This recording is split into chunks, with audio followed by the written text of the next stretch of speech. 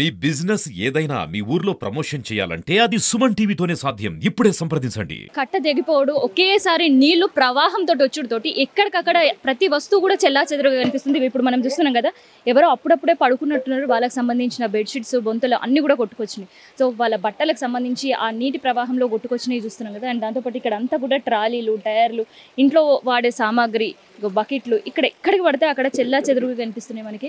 కానీ ఈ వాటర్ని బయటికి పంపించే ప్రయత్నం అయితే చాలా సేపటి నుంచి చేస్తున్నారు.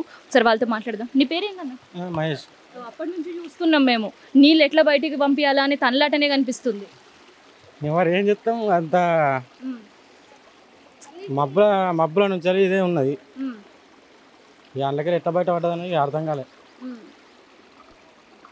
ఇసుక తోడేస్తున్నావు, చేస్తాను.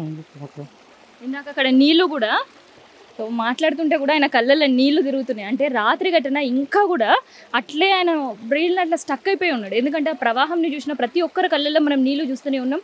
ఇప్పటికీ కూడా వాళ్ళకు ఒక భయంలోనే ఉన్నారు. ఎందుకంటే ఒక్కసారి ప్రశాంతంగా పడుకున్న వాళ్ళు, కొంతమంది పండగ చేసుకున్న వాళ్ళు, ఇట్లా అందరూ ఉన్నారు. సో ఒకటేసారి నీళ్ళు ఎగిసిపడి వచ్చుడుతోటి అన్నీ మునిగిపోయింది. అసలు కళ్ళు రేపు ఇట్లా తీసి ఇట్లా చూసే వరకు అసలు ఏమవుతుందో అర్థం కాని పరిస్థితిలో కూడా చాలామంది ఉన్నారు. సో ఇప్పుడు కూడా మనం చూస్తుంటే ఎక్కడికక్కడ వాటర్ ఫ్లో మనకు కనిపిస్తుంది.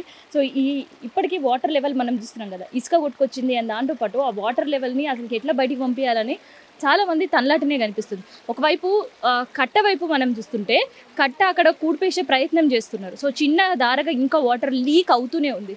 సో ఒక పక్క అధికారులు అటు తనలాడుతున్నారు, ఇంకోవైపు కాలనీలలో అసలు ఎట్లా ఉంది పరిస్థితి, మరి వాళ్ళ ఇళ్ళల్లో నీళ్లు వచ్చినాయి, ఆ నీళ్లు బయటికి తొలగించే ప్రయత్నం చేద్దామా అని ఆలోచించే వాళ్ళు లేరు. అందరి కాన్సన్ట్రేషన్ ఆ కట్ట వైపే ఉంది. కానీ ఇటు జనాల వైపు ఆలోచించే కనీసం ఒక్కరు కూడా కనిపిస్తలేరు, ఒక్కరు కూడా మనకు భరోసా ఇవ్వడానికి వస్తలేరు అని చెప్పి జనాల ఆవేదన వ్యక్తం చేస్తున్నారు. మొత్తం ఈ జర్నలిస్ట్ కాలనీ, ఆర్మూర్ దగ్గర ఉండే జర్నలిస్ట్ కాలనీలో దాదాపు 500కు పైగానే ఇళ్ళు ఉంటాయి. సో ఎఫెక్ట్ అయిన ఇళ్ళు మనం చూస్తుంటే దాదాపు 12 నుంచి 15 వరకు, అంటే కట్టకి ఫస్ట్ రోలో ఉండే ఇళ్ళన్నీ కూడా ఎఫెక్టెడే కనిపిస్తున్నాయి. ప్రతి ఇంట్లో కూడా దాదాపు నడుములోతు వరకు నీళ్ళు. చాలామంది ఇంట్లో చిన్న చిన్న పిల్లలు ఉన్నారు. సో వాళ్ళందరినీ కూడా బయటికి తీసుకెళ్ళి అదంతా కూడా వాళ్ళు నైట్ అంతా ప్రాసెస్ చేసుకున్నారు. ఇక ఇప్పుడు ఇళ్ళల్లో అడుగు పెట్టే పరిస్థితి అయితే లేదు. ఎక్కడికక్కడ ఇసుక దిబ్బలు, కొట్టుకొచ్చిన గాజు పెంకలు, కింద వాళ్ళ సామాన్ తప్ప మిగతా కాలువలకు వెళ్ళి కెనాల్లోకి వెళ్ళి కొట్టుకొచ్చి అన్ని పిచ్చి పిచ్చి వస్తువులు, ప్లాస్టిక్, మిగతా ఏవైతే చెత్త ఉంటుందో అదంతా కూడా వాళ్ళ ఇళ్ళల్లో వచ్చి చేరింది. కనీసం ఇప్పుడు వాళ్ళకి తాగడానికి మంచి నీళ్లు కూడా లేని పరిస్థితి. పవర్ లేదు, కనీసం ఎవరైనా వచ్చి ఏదైనా ఇస్తే తప్ప తినే పరిస్థితి తప్ప వాళ్ళు వండుకునే పరిస్థితి లేదు. ఎందుకంటే కిరాణా సామాన్ కావచ్చు, బియ్యం బస్తాలు కావచ్చు, సర్వసాధారణంగా అందరూ షెల్ఫ్లలో పెట్టుకోవడం. కిరాణా సామాన్ అయితే గ్యాస్ పొయ్యి దగ్గర అన్ని నూనె, ఉప్పులు, పప్పులు పెట్టుకుంటారు. బియ్యం సంచులు ఉంటే కిందనే లేదంటే బల్ల మీద వేసో అట్లా పెట్టుకుంటారు తప్ప ఎవరు వాటిని అటక పైన పెట్టి అటకెక్కిచ్చి పెట్టే పరిస్థితి అయితే ఉండదు.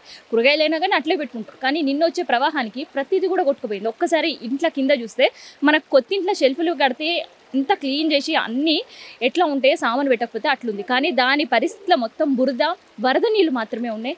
ఇళ్లల్లో ప్రతిదీ నష్టపోయి ఆశగా ఎవరైనా వచ్చి ఆదుకుంటారా అని ఎదురు చూస్తున్న జనాలకు సంబంధించిన ఇన్ఫర్మేషన్. కెమెరా పర్సన్ శివతో నేను మీ కావ్య, సుమన్ టీవీ, ఆర్మూర్ నుండి.